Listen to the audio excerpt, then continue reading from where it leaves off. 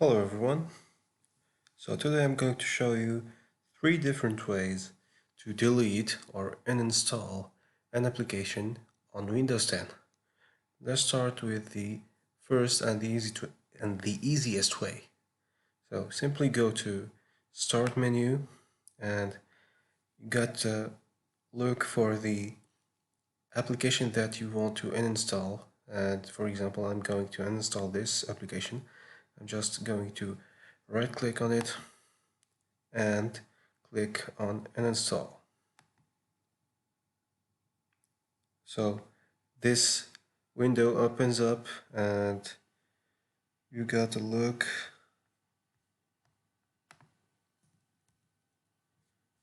for the application, and here it is, and then click on uninstall, and this is how it will be uninstalled. The second way is to just go to Start menu, then go to Settings, and then browse to Applications or Apps.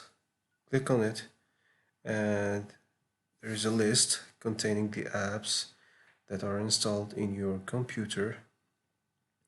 You need to choose the application that you want to uninstall and click on it and click on uninstall. And the third way to uninstall an application is to just go to the Start menu again and type Control Panel. Click on it, then go to Programs and click here on Uninstall a program.